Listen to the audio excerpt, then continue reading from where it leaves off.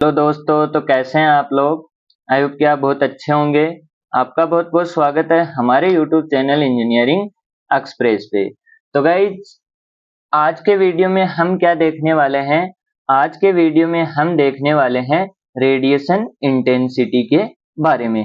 इसके बारे में जानने से पहले हम पिछले वीडियो की थोड़ी बातें कर लेते हैं कि पिछले वीडियो में हमने क्या क्या किया था। तो वो सारी चीजें हम देख लेते हैं कि हमने क्या क्या पिछले वीडियो के अंदर करा था। तो सबसे पहले हमने क्या देखा था। सबसे पहले हमने देखा था क्या, और वो था हमारा कुछ लॉ की बातें हम कर रहे थे। जैसे हमारे पास स्टीफन लॉ था, हमारे पास किरचॉफ लॉ था, रिले लॉ था, वेन्स लॉ था।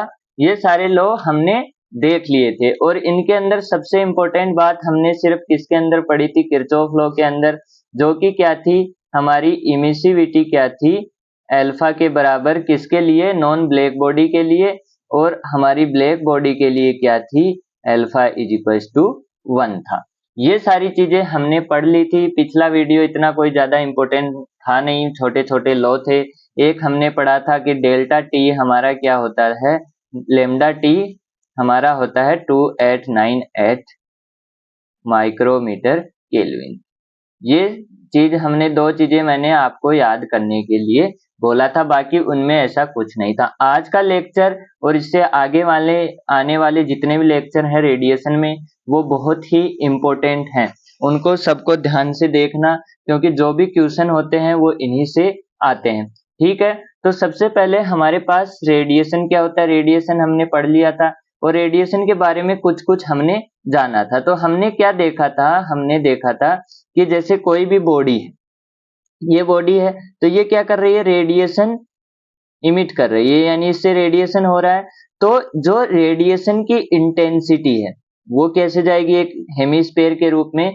तो जो इंटेंसिटी है वो सभी जगह क्या नहीं होगी, सेम नहीं होगी। यानी कि आपकी इंटेंसिटी क्या होगी, सभी जगह सेम नहीं होगी। यहाँ पे कुछ अलग होगी, यहाँ पे कुछ अलग होगी, ऐसे अलग अलग हो सकती है। अगर आपकी बॉडी कैसी है, डिफ्यूज, ये भी हमने देखा था।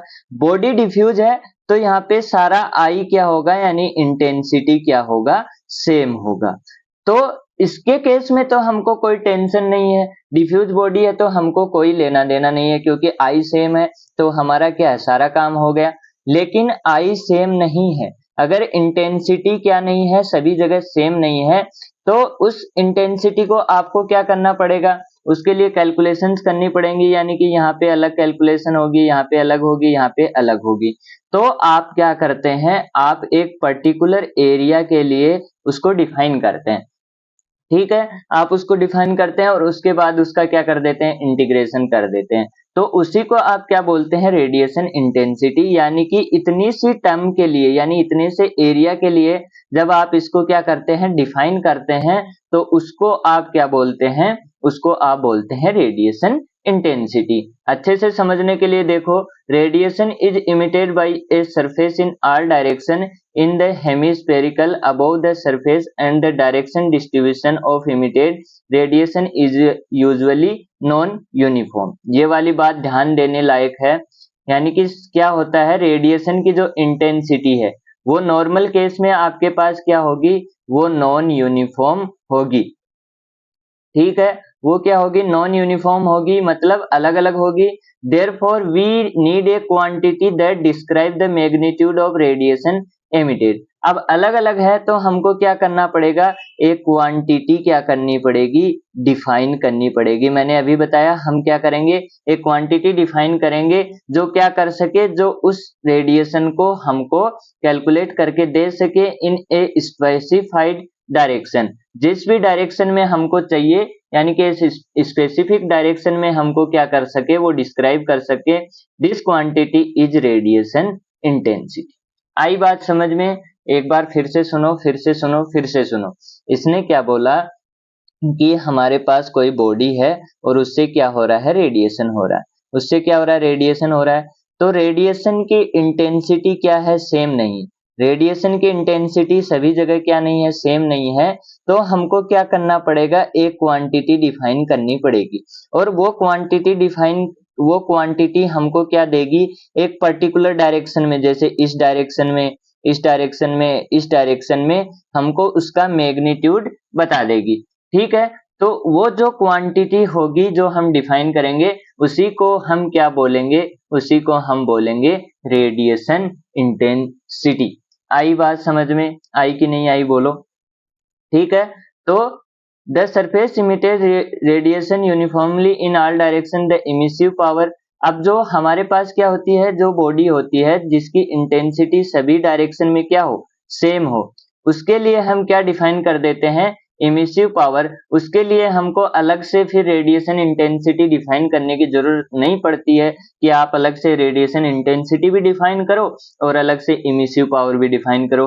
वहां पे सिर्फ आपका काम किससे चल जाता है, इमिसिव पावर से। ठीक है, no need to define intensity.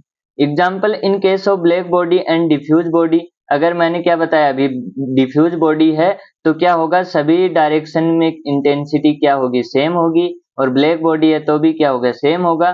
तो वहां पे आपको सिर्फ इमिसिव पावर है तो भी आपका काम चल जाएगा, वहां पे आपको इंटेंसिटी डिफाइन करने की जरूरत नहीं पड़ेगी।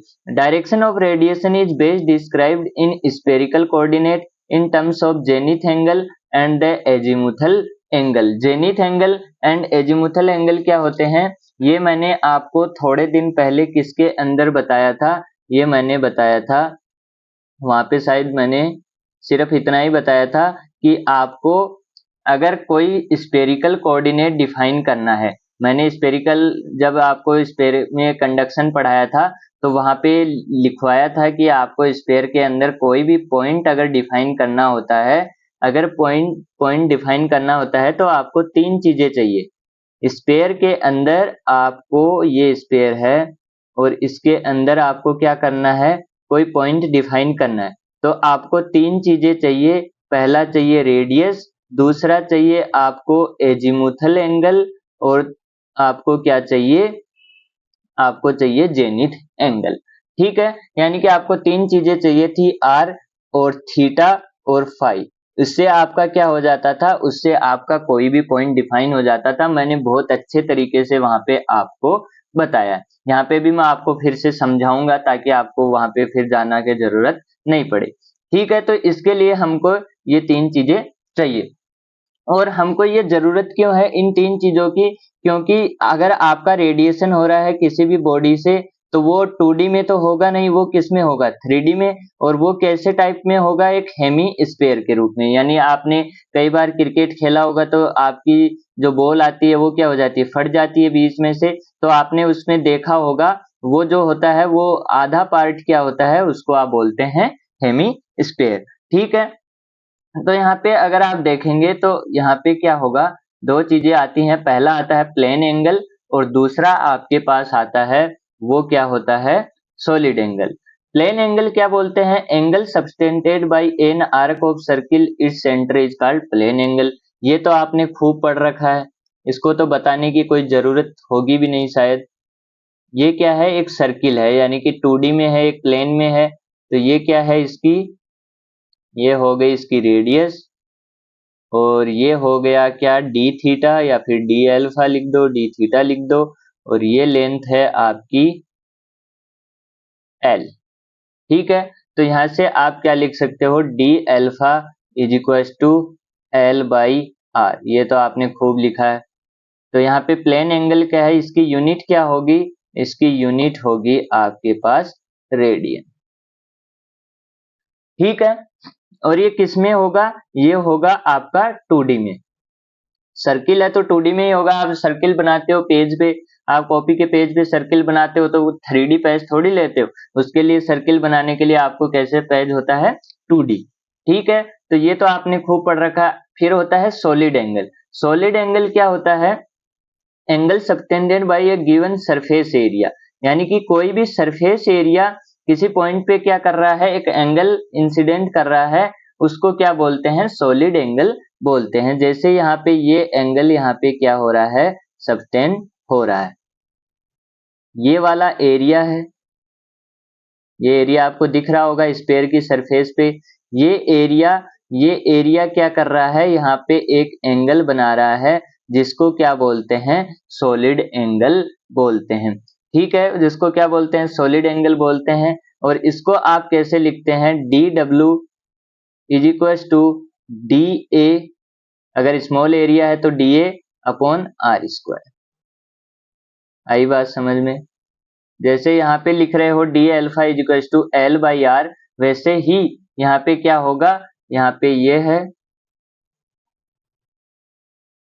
और यहाँ पे क्या होगा, d W is equal to D A upon are square. ठीक है, इसको आप ऐसे भी देख सकते हो।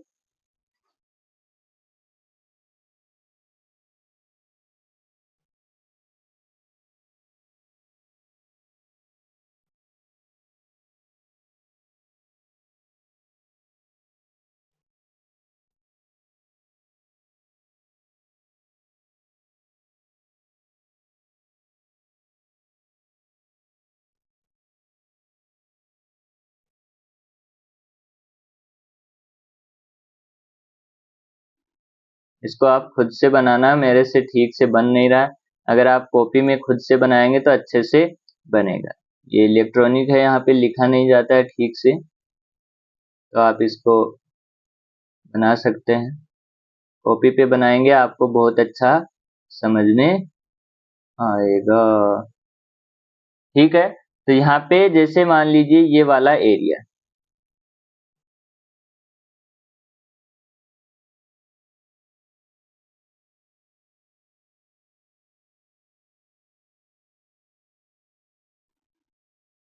ये वाला एरिया क्या कर रहा है, ये वाला एरिया यहाँ पे क्या करेगा, एंगल बनाएगा।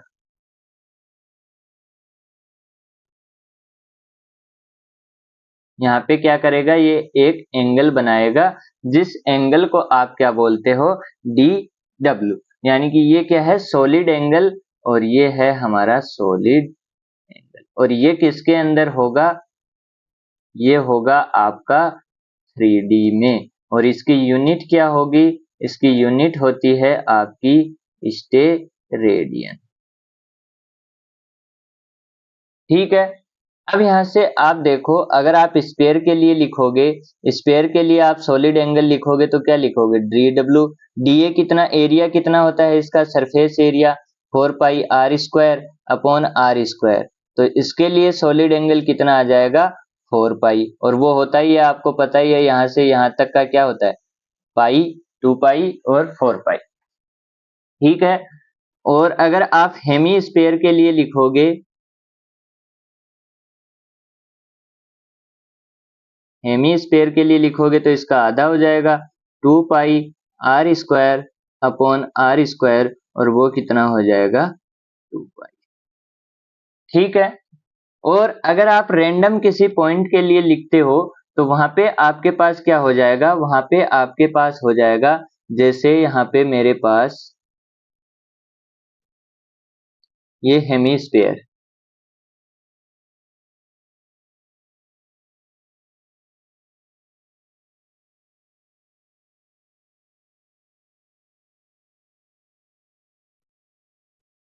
ठीक है, और यहाँ पे मैं जैसे बना रहा हूँ वैसे आप साथ साथ में बनाइए।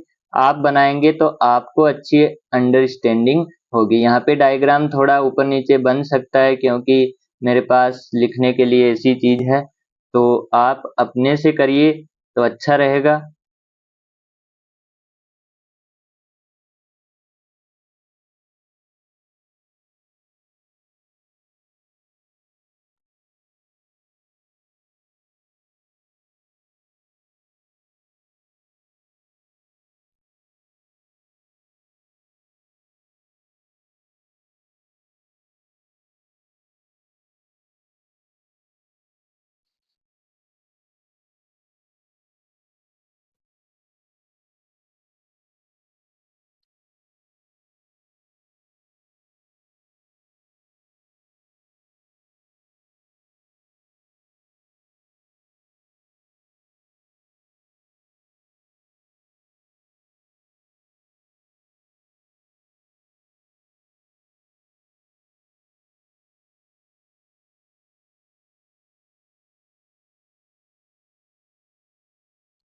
तो ये बन गया।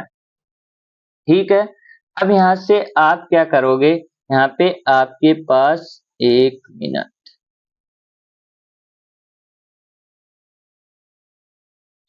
ठीक ठीक है, अब देखो यहां से आपको एक चीज दिखेगी, और वो चीज क्या है, वो है, आपको मैंने अभी बताया था आपको 3 चीजें डिफाइन करनी पड़ेंगी, आर, थीटा और फाई। ठीक है, तो हमारे पास हमने क्या किया, ये एंगल हम किसी एंगल कहाँ पे गए, फाई पे गए। ठीक है, और ये एंगल हमारा कितना है, ये एंगल हमारा है डी फाई। ठीक है, आप साथ साथ बनाइए, मैं फिर से बोल रहा हूं। और यहाँ पे हमारे पास क्या है, ये वाला एंगल कितना है, थीटा है, और जो ये वाला एंगल है वो क्या है, वो आपका डी थीटा है। आई बात समझ में? ठीक है, और ये एरिया क्या है, इसको आप डीए मान लो या फिर डीएस मान लो, और यहाँ पे इंटेंसिटी जो है वो परपेंडिकुलर है, वो क्या है, आई ई, थीटा कोमा फाई। ठीक है, अब यहाँ से आपको एक चीज दिखेगी, ये क्या है, यहाँ पे अगर आप परपेंडिकुलर लेंगे तो कुछ ऐसा बनेगा, जिसको मैं आपको बाहर निकाल के दिखा रहा हूं, ये बनेगा कुछ ऐसा।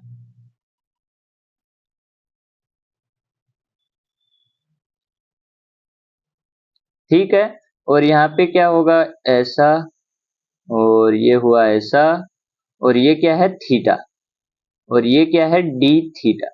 तो ये थीटा है, तो यहाँ पे क्या होगा, ये आर है, तो ये आर है, तो ये क्या हो जाएगा, ये हो जाएगा आपका आर साइन थीटा। आई बात समझ में? आर साइन थीटा हो जाएगा कौन, ये, इसको आर डेस नाम दे देते हैं, तो ये क्या हो जाएगा, r dash is equal to r sine theta. ठीक है, अब यहाँ पे आप एक चीज देखो, ये वाली चीज है और ये वाली चीज है, अगर मेरे पास ये वाली लेंथ और ये वाली लेंथ आ जाए, तो मैं क्या कर सकता हूं, इसका एरिया लिख सकता हूं, यानी कि मैं क्या लिख सकता हूं, डीए लिख सकता हूं।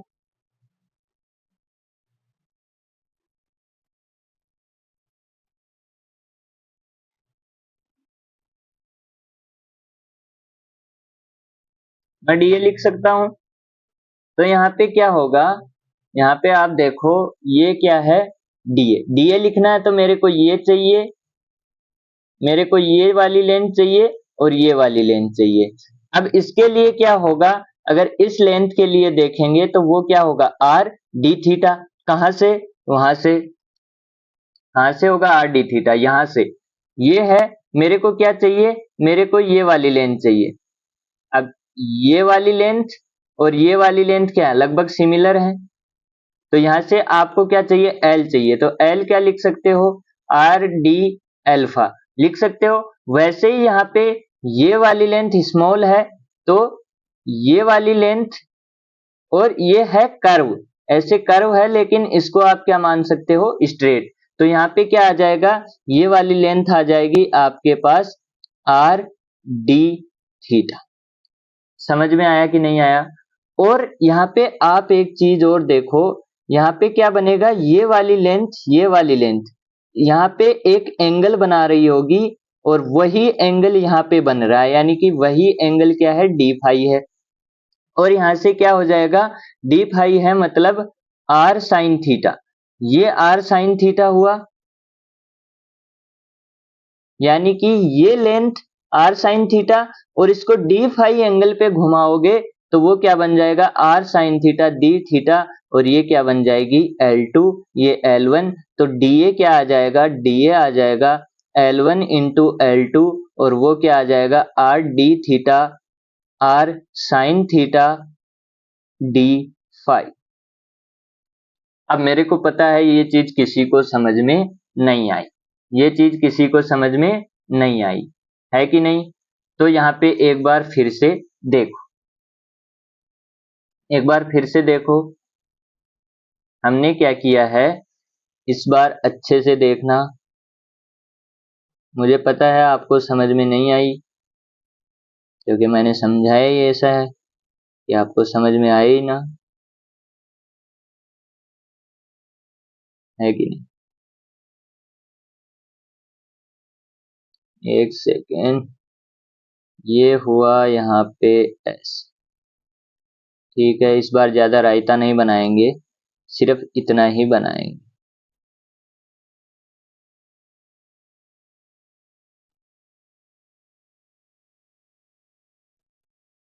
ये एंगल कितना था, थीटा फाई था, और ये एंगल कितना था, डी फाई। ठीक है, अब बाकी सब चीज को हटा दो, बाकी सब चीज को भूल जाओ एक बार के लिए। सिर्फ एक चीज ध्यान रखो, क्या, जो मैंने ब्लू कलर से बनाया है, जो मैंने ब्लू कलर से बनाया है उसको निकाल लो।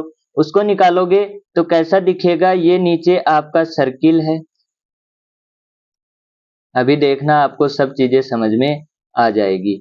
मैंने ये नीचे वाला ये वाला सर्किल बनाया है, और इसके अंदर आपको कुछ ऐसा ब्लू कलर से दिख रहा है, ऐसा ब्लू कलर से दिख रहा है, जिसका एंगल आपको डी फाई दिख रहा है। अब डी फाई दिख रहा है और इसकी रेडियस कितनी है, आर। अब मेरे को ये वाली लेंथ चाहिए, मेरे को ये वाली लेंथ चाहिए, ये वाली लेंथ चाहिए। तो हमने अभी क्या देखा था, प्लेन एंगल। ये भी कौन सा एंगल है, प्लेन एंगल है, क्योंकि सर्किल के अंदर बन रहा है। सेम यही तो है, ये वाला मैंने इधर से ऐसे बनाया है और ये वाला हमने ऐसे बनाया है, तो ये और ये चीज क्या है, सेम है। तो यहाँ पे ये वाली लेंथ क्या है, कर्व है, थोड़ी सी कर्व है, लेकिन अगर आप इसको स्ट्रेट लाइन खींचेंगे तो ये बहुत ही स्मॉल है, यानी कि डीएल लेंथ है। तो ये क्या है, इसको आप स्ट्रेट मान सकते हो। तो मैंने अगर इसको L1 माना, तो L1 क्या हो जाएगा, L1 हो जाएगा आर डी फाइव। बोलो मानते हो कि नहीं, आर डी फाइव। सॉरी, हमने क्या कर दिया,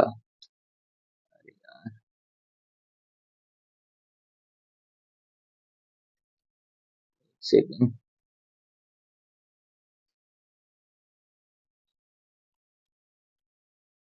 ये नहीं है, यहाँ पे ये आपका ऐसे बन रहा है। ठीक है, और यहाँ से आपका ये आ रहा है ऐसे, और ये आ रहा है ऐसे, और ये है इसके परपेंडिकुलर ऐसे। ठीक है, और एक यहाँ पे ऐसे है। आ रही है बात समझ में। तो यहाँ से आपको क्या चाहिए, यहाँ से आपको ये लेंथ चाहिए, यहाँ से आपको ये लेंथ चाहिए। ठीक है, और ये एंगल मैंने कितना बताया था, ये थीटा, और ये डी थीटा। अब इसको आप ब्लू वाले को बाहर निकालो, देखो क्या आता है। यहाँ पे ये आया, और यहाँ पे ये बना, यहाँ पे ये बना, और यहाँ पे ये था। ठीक है, ये इसका सेंटर था, तो यहाँ पे ये आया, यहाँ पे ये आया, और यहाँ पे। ठीक है, तो ये क्या है, ये आर है, और ये डी थीटा है। ठीक है, और यहाँ पे ये इससे कितना एंगल बना रहा था, थीटा, तो वो आप छोड़ो, सिर्फ इतना ध्यान रखो।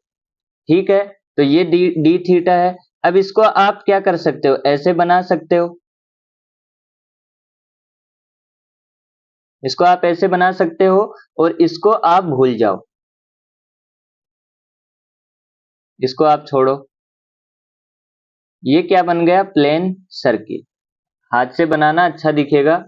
ये क्या बन गया, प्लेन सर्किल, जैसा मैंने ऊपर बनाया है सेम वैसा, ऐसा वाला। ठीक है, अब यहां से क्या होगा, यहां से मेरे को ये लेंथ चाहिए, ये लेंथ चाहिए। तो ये क्या है, ये है, इसको स्मॉल लेंथ है डीएल। वैसे तो ये कर्व लाइन है, लेकिन हम इसको क्या मान सकते हैं, स्ट्रेट। तो अगर इसको आप L1 नाम देंगे, तो L1 क्या हो जाएगा, L1 हो जाएगा आर डी थीटा। इतनी बात समझ में आई कि नहीं आई, बताओ। ये लाइन समझ में आई, ये थीटा है, ये डी थीटा है, देखो इधर, ये थीटा है, ये डी थीटा है। तो हमको ये लेंथ चाहिए, तो ये क्या हो जाएगी, आर डी थीटा। ये आर है, तो ये क्या बन जाएगी, आर डी थीटा। अब एक लेंथ हमारे पास आ गई।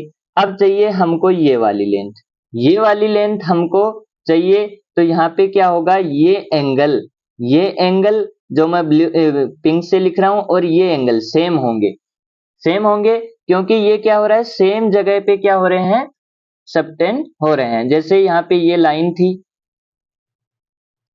ये वाला एंगल ऐसे है और ये वाला इसके जस्ट नीचे ऐसे है, तो यहाँ पे ये जो डी फाई है, यहाँ पे भी डी फाई है।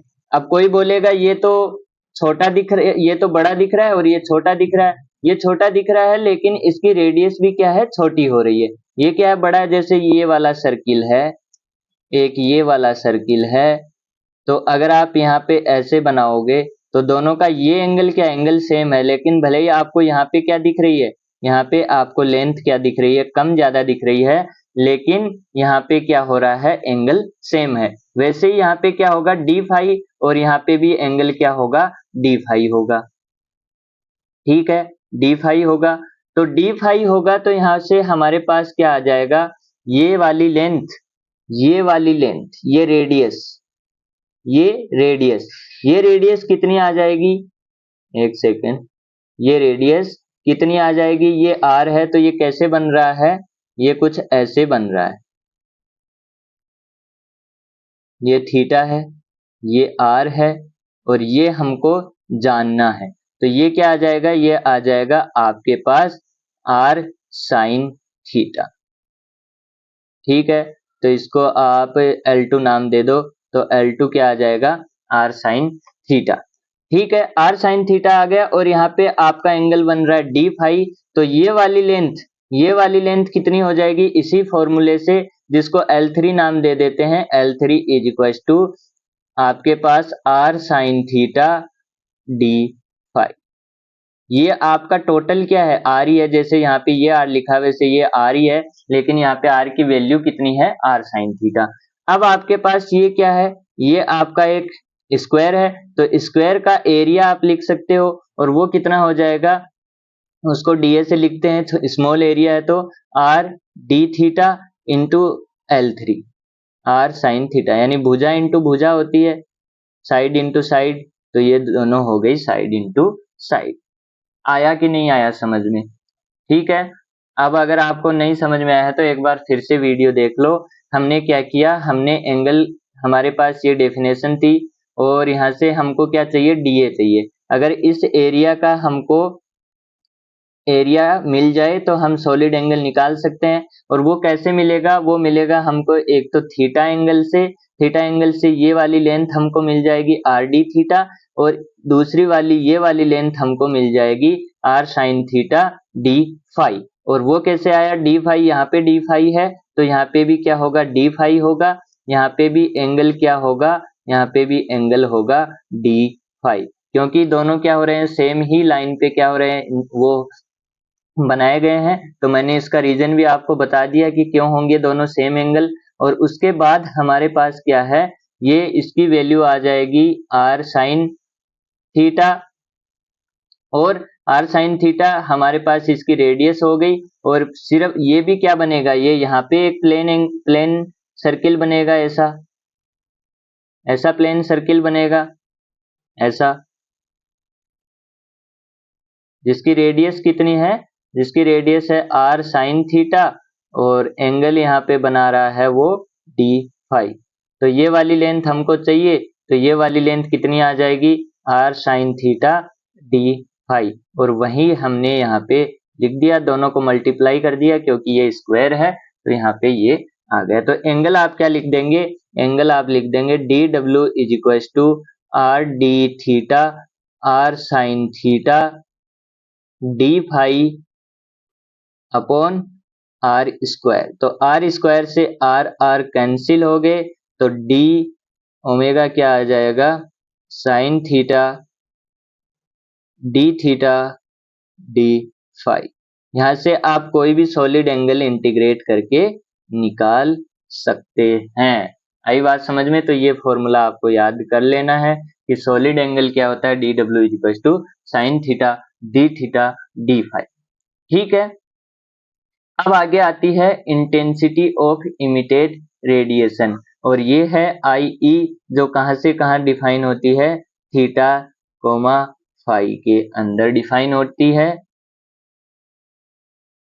थीटा से फाई डिफाइन होती है।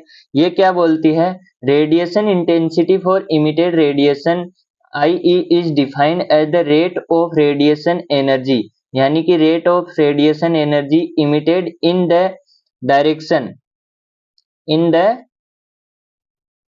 Theta phi direction per unit area normal to this direction and per unit solid angle about this direction। कुछ समझ में नहीं आया। इंटेंसिटी ऑफ इमिटेड रेडिएशन क्या होता है, वो होता है कि आपका पर यूनिट एरिया यानी नॉर्मल, अगर कोई आपके पास क्या है, आपके पास सपोज ये एरिया है, ये एरिया है पर यूनिट एरिया, इसको आप डीए नाम दे दो, डीए एरिया है और यहां से क्या हो रही है, यहां से इंटेंसिटी इमिटेड हो रही है थीटा फाई, और वो किसके परपेंडिकुलर है, वो परपेंडिकुलर है आपकी डीएन एरिया के नॉर्मल, ठीक है, यानी कि per unit area normal to this direction and per unit solid angle about this direction, ठीक है। तो यहां से आपके पास आई ई थीटा फाई क्या आ गया कि आपका rate of radiation heat transfer, radiation energy क्या है, रेडिएशन एनर्जी है पर यूनिट एरिया पर यूनिट सॉलिड एंगल, तो इसका ये बन जाएगा। आई बात समझ में, यही आपकी डेफिनेशन कह रही है कि radiation energy, rate of radiation energy emitted in the direction per unit area normal, per unit area normal हमने लिख दिया, to this direction and per unit solid angle about this direction, ठीक है। तो यहां से अगर आप देखोगे तो ये क्या है, ये डीए था, अब इसका नॉर्मल लेना है किसके, इंटेंसिटी के, ये यहाँ पे इंटेंसिटी है तो इसका नॉर्मल लेंगे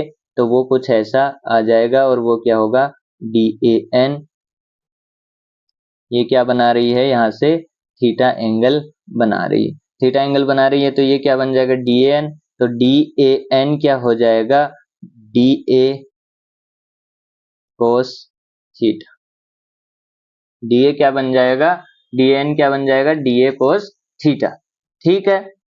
यहाँ पे ये एंगल 90 माइनस थीटा और ये क्या है 90 का है, तो 90 माइनस ये थीटा बन गया, ये क्या बन गया 90 माइनस थीटा, तो ये क्या बन गया, थीटा बन गया इतना, तो ये क्या आ गया, डी ए कोस थीटा, ठीक है। तो यहां से आप क्या लिखोगे, यहां से आप लिखोगे I E theta phi is equal to D Q dot E emitted D A N normal area normal और डी डब्ल्यू, ठीक है। तो यहां से क्या आ जाएगा, डी क्यू डॉट ई इमिटेड क्या हो जाएगा, I E theta phi D A cos theta, ये अभी हमने डी एन लिखा था, D A cos theta, sine theta D W अभी हमने देखा था, sine theta D theta D phi, ये अभी अभी हमने देखा था, तो वो सारी चीजें हमने लिख दी। अब हमारे पास क्या है, स्मॉल एलिमेंटल इमिसिव पावर, और वो कितनी होती है, वो होती है आपकी d e is equal to D Q dot E emitted upon d area, तो वो क्या होगी, डीई इज इक्वल टू यहाँ पे क्या आएगा, I E theta phi, d a से डीए कैंसिल हो जाएगा, cos theta sine theta D theta D phi, ठीक है। तो यहां से आपके पास टोटल इमिसिव पावर क्या आ जाएगी, टोटल इमिसिव पावर, और वो क्या हो जाएगा, ई तो इसको आप क्या लिख सकते हो, इसको आप इंटीग्रेट कर दो। आपकी थीटा और फाई में है तो आपका 2 टाइम इंटीग्रेट होगा। फाई कहाँ से कहाँ तक, 0 से π/2 तक, और थीटा कहाँ से कहाँ तक, 0 से π/2 तक। तो यहाँ पे क्या आ जाएगा, I E theta phi sine theta cos theta D theta D phi. तो पहले किसके रिस्पेक्ट में करोगे, फाई के, तो डी फाई अकेला है, बाकी कुछ भी नहीं है। तो यहाँ पे क्या आ जाएगा, फाई तो π/2। तो यहाँ पे आपके पास अगर आप देखोगे फॉर डिफ्यूज बॉडी, इसको इंटीग्रेट करोगे किसके लिए, डिफ्यूज बॉडी के लिए। डिफ्यूज बॉडी मतलब आई ई कॉन्स्टेंट। हमने पहले ही देखा था कि जो आपकी इंटेंसिटी होगी वो क्या होगी डिफ्यूज बॉडी के लिए, कांस्टेंट। तो यहाँ पे क्या हो गया, ई आई ई बाहर आ गया, sine theta cos theta D theta D phi, यहाँ पे ये क्या होंगे, इंटीग्रेट होंगे। तो आपके पास क्या आएगा, आपके पास रिजल्ट आएगा पाई आई ई। ठीक है। और अगर आप ब्लैक बॉडी के लिए देखेंगे तो फॉर ब्लैक बॉडी क्या होगा, वो हो जाएगा e b is equal to pi I b. अगर आपको और किसी चीज के लिए बोला जाए, सरफेस के लिए बोला जाए, तो यहाँ से आप करके निकाल लेंगे डायरेक्ट इंटीग्रेट करके। तो आपका मेन फॉर्मूला ये है। यहाँ पे आपकी लिमिट चेंज हो सकती है क्वेश्चन के अकॉर्डिंग, जैसा वहां पे पूछा जाए तो वो वाली चीजें आप यहाँ पे लगा सकते हैं। ठीक है। सबसे पहले हमने क्या देखा, हमने देखा इंटेंसिटी ऑफ इमिटेड रेडिएशन होता क्या है। वो होता है कि किसी भी पर यूनिट एरिया और पर यूनिट सॉलिड एंगल से कितना रेडिएशन रेट ट्रांसफर हो रहा है, यानी कितना रेट ऑफ रेडिएशन एनर्जी निकल रही है पर यूनिट एरिया और पर यूनिट सॉलिड एंगल के। और एरिया क्या होना चाहिए, एरिया होना चाहिए उसके नॉर्मल। ठीक है। तो वहां से हमने ये वाला इक्वेशन लगाया, इक्वेशन लगा के हमको डी एन का पता था, डी डब्ल्यू का पता था, वो सारी वैल्यू रख दी।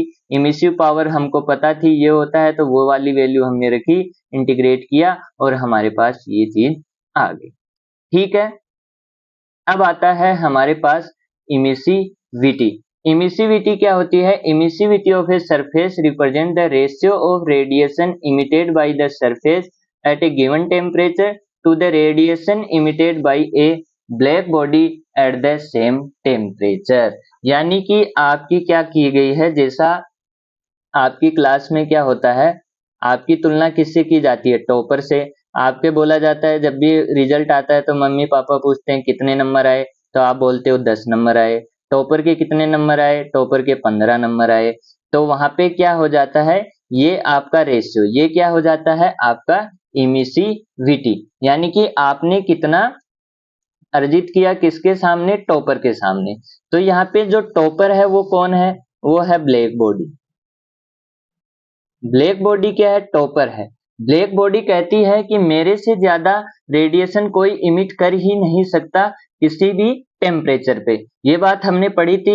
ब्लैक बॉडी क्या बोलती है कि आप सेम टेम्परेचर रखो, मेरा और कोई भी बॉडी आप उठा लो नेचर में, उसका दोनों का सेम टेम्परेचर रखो, सामने वाली बॉडी मेरे से कभी नहीं जीत सकती, हमेशा मैं ही जीतूंगा, यानी कि मैं ही हमेशा सबसे ज्यादा रेडिएशन इमिट करूंगा। ऐसा कौन बोलती है, ऐसा बोलती है ब्लैक बॉडी।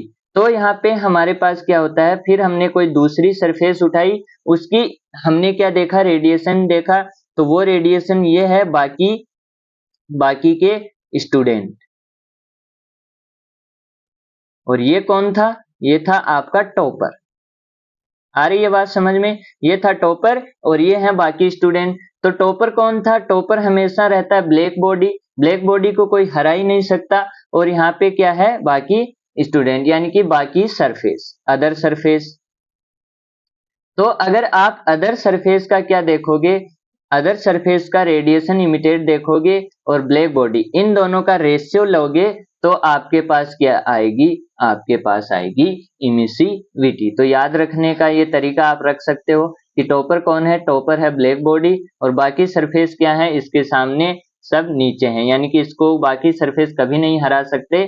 तो यहाँ पे हम इन दोनों का रेशियो लेंगे रेडिएशन का, तो हमारे पास क्या आ जाएगा, इमिसिविटी। तो यहाँ से आप क्या लिख सकते हो, स्पेक्ट्रल हेमिस्फेरिकल इमिसिविटी क्या लिख सकते हो, एप्सिलॉन से आप इसको डिनोट करते हो, वो आपको पता है। ये लेमडा और टेम्परेचर पे डिपेंड करता है, ये आपको पता है प्लैंक्स लॉ से। और यहाँ पे क्या आ जाता है, यहाँ पे लेमडा टी अपॉन ये किसी सरफेस के लिए और ये किसी ब्लैक बॉडी के लिए। ठीक है, तो ये क्या है, ये है spectral emissive power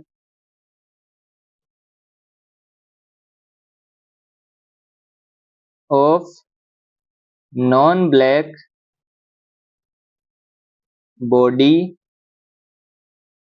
at temperature T। ये इमिसिव पावर है किसकी, नॉन ब्लैक बॉडी की, और ये इमिसिव पावर है किसकी, ब्लैक बॉडी। ठीक है, और अगर आप टोटल के लिए लिखना जाओगे तो टोटल के लिए क्या हो जाएगा, epsilon is equal to e t, e total upon e black के लिए टोटल। ठीक है, तो टेम्परेचर टी पे क्या हो जाएगा, emissive power of a non black body, और यहाँ पे क्या हो जाएगा, ये वाली। ठीक है, तो इमिसिविटी ज्यादा कुछ नहीं है, सिर्फ आपको एक चीज याद रखनी है कि आपका इमिसिव पावर किसी भी सरफेस का जो नॉन ब्लैक बॉडी है, और अपॉन में क्या हो जाएगा, ब्लैक बॉडी की इमिसिव पावर। अगर आप ऊपर भी रख देते हैं किसके लिए, ब्लैक बॉडी के लिए, नीचे भी ब्लैक बॉडी के लिए, तो इमिसिविटी कितनी आ जाएगी आपके पास, इमिसिविटी आ जाएगी 1। और आपने पढ़ा है, मैंने चिल्ला चिल्ला के बताया है, ब्लैक बॉडी के लिए इमिसिविटी कितनी होती है, 1 होती है। वो कैसे आई, वो ऐसे आई, इस फॉर्मूले से आई। यहाँ पे भी आपने ब्लैक बॉडी की इमिसिव पावर रखा, और यहाँ पे भी ब्लैक बॉडी का इमिसिव पावर रखा, तो दोनों क्या बन गए, 1 बन गए। ठीक है, आगे आता है हमारे पास ग्रे बॉडी। ग्रे बॉडी क्या होती है, grey body is a body for which emissivity is independent of wavelength. यहाँ पे आपको दिख रहा है कि इमिसिविटी किस पे डिपेंड कर रही है, लेमडा पे। इमिसिविटी किस पे डिपेंड कर रही है, लेमडा पे डिपेंड कर रही है। लेकिन ये क्या बोल रहा है, अगर आपकी बॉडी ग्रे बॉडी है तो आपकी इमिसिविटी किस पे डिपेंड नहीं करेगी, लेमडा पे डिपेंड नहीं करेगी, यानी इंडिपेंडेंट होगी किससे, वेवलेंथ से। आ रही है बात समझ में, किससे इंडिपेंडेंट होगी, वेवलेंथ से। अगर आप ग्राफ बनाएंगे किसका, लेमडा का, और आप ग्राफ बनाएंगे किसका, इमिसिविटी का। ठीक है, तो यहाँ पे आपके पास ये वाला ग्राफ इमिसिविटी 1 है, तो ये 1 है, तो ये किसके लिए है, इमिसिविटी 1 है तो किसके लिए, ब्लैक बॉडी के लिए। ठीक है, और अगर आपके पास फ्लक्चुएशन हो रहा है, ऐसे कुछ किसी भी टाइप का हो सकता है, मतलब वो क्या है, वो है रियल बॉडी, क्योंकि वो किस पे डिपेंड करेगा, लेमडा पे डिपेंड करेगा। और आपकी कौन सी बॉडी है, ग्रे बॉडी, तो ग्रे बॉडी है तो वो क्या होगा, वो कांस्टेंट होगा, यानी कि उसको कोई फर्क नहीं पड़ेगा किससे, आपके लेमडा से। तो वो क्या हो जाएगा, वो हो जाएगा ग्रे सरफेस बोलो या फिर ग्रे बॉडी बोलो। अब ग्रे से ग्रीन मत समझ लेना कभी, ग्रे क्या होती है, ग्रे बॉडी होती है जिसकी इमिसिविटी किससे इंडिपेंडेंट हो, वेवलेंथ से। ठीक है, तो ये हुआ ग्रे बॉडी। तो आज इतना ही रखते हैं, वरना खूब बड़ी वीडियो हो जाएगी। अगली वीडियो में हम क्या पढ़ेंगे, अगली वीडियो में हम पढ़ेंगे शेप फैक्टर, व्यू फैक्टर, काफी इंपॉर्टेंट चीजें हैं आगे आने वाली 3 वीडियो में। ये वाला वीडियो भी बहुत इंपॉर्टेंट है। मैं तो बोलूंगा एक बार आपने देख लिया फिर से देखो, क्योंकि चीजें थोड़ी हार्ड हैं, आपको एक बार में शायद ना समझ में आए। थोड़ा क्विक रिकैप कर देता हूँ। रेडिएशन इंटेंसिटी हमने पढ़ा। रेडिएशन इंटेंसिटी हम क्यों डिफाइन करते हैं, क्योंकि हमारी इंटेंसिटी क्या होती है, चारों साइड में, हर साइड में क्या नहीं होती है, सेम नहीं होती है।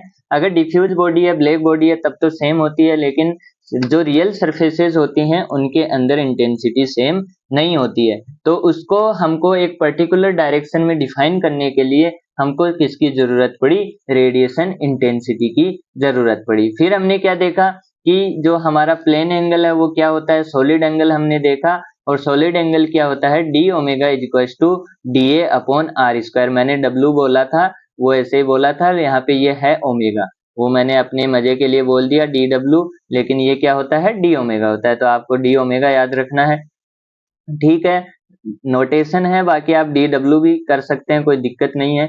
तो यहाँ पे क्या हो जाता है, यहाँ पे आपने ये चीजें समझी, मैं बोलूंगा एक बार दोबारा से समझना, विजुअलाइज करना, एक बार सामने से चीजों को समझने की कोशिश करना।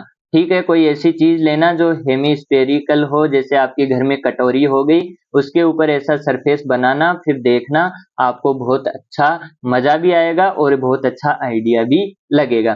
ठीक है, तो फिर हमने सॉलिड एंगल देखा, सॉलिड एंगल हमारा क्या था, d omega is equal to sine theta D theta D phi. फिर हमने क्या देखा, इंटेंसिटी ऑफ इमिटेड रेडिएशन, और वो क्या होती है, वो होती है अगर आपका किसी भी सरफेस से यूनिट एरिया से यूनिट सॉलिड एंगल पे क्या हो रही है, आपका radiation, rate of radiation energy emitted हो रहा है, उसको आप क्या बोलते हैं, इंटेंसिटी ऑफ इमिटेड रेडिएशन। आप समझ सकते हैं कि आप इंटेंसिटी किसको बोलेंगे, यानी कि जैसे आपके पास सन है, सूर्य है, तो इससे क्या आ रही है, रेज आ रही है। अब इसका क्या है, इसका एरिया पर्टिकुलर एरिया है, यानी फिक्स एरिया है, एरिया कम ज्यादा नहीं हो रहा है, तो आप इसके सन के एरिया को क्या मान लो, इसके एरिया को यूनिट एरिया मान लो। अब इससे क्या होता है, कई जब सुबह सुबह होती है तो क्या होती है, कम धूप रहती है, दोपहर में एकदम तेज रहती है, तो तेज धूप को आप क्या बोलते हो कि इंटेंसिटी क्या हो गई, ज्यादा हो गई, मतलब जो आपका रेट ऑफ रेडिएशन एनर्जी है वो क्या है, बढ़ गया है। सुबह में और शाम में क्या था, कम था, लेकिन दोपहर में क्या हो गया, बढ़ गया, तो आप क्या बोलते हो, इसकी इंटेंसिटी बढ़ गई। तो सेम वही चीज है, तो आपने यहाँ पे डिराइव कर लिया और आपके पास रिजल्ट आया, रिजल्ट क्या आया, आपके पास इमिसिव पावर क्या हो गई, पाई आई ई, पाई को इंटेंसिटी से मल्टीप्लाई कर दिया। ठीक है, फिर हमने देखा इमिसिविटी, इमिसिविटी कुछ नहीं होता है, इमिसिविटी होता है normal student versus topper student, topper student का रेशियो। वैसे ही हमारे पास क्या था, टॉपर थी हमारी कौन, ब्लैक बॉडी, तो हमने नॉर्मल सरफेस का टॉपर यानी कि ब्लैक बॉडी के साथ क्या किया, इमिसिव पावर का रेशियो लिया, तो हमारे पास क्या आ गई, इमिसिविटी आ गई। फिर हमने देखा ग्रे बॉडी, ग्रे बॉडी क्या बोलती है, मेरे को वेवलेंथ से कोई फर्क नहीं पड़ता, यानी कि मेरी इमिसिविटी वेवलेंथ से चेंज नहीं होगी, टेम्परेचर के साथ चेंज होगी लेकिन वेवलेंथ से चेंज नहीं होगी। ठीक है, तो ये वाली चीजें हमने पढ़ी। अगले वीडियो में हम पढ़ेंगे shape factor, view factor, configuration factor, geometry factor, सब एक ही चीज के नाम है। तो आज के लिए इतना ही रखते हैं, मिलते हैं अगले वीडियो में, तब तक के लिए पढ़ते रहो, हंसते रहो, मुस्कुराते रहो, खेलते रहो, आगे बढ़ते रहो, मिलेंगे अगले वीडियो में।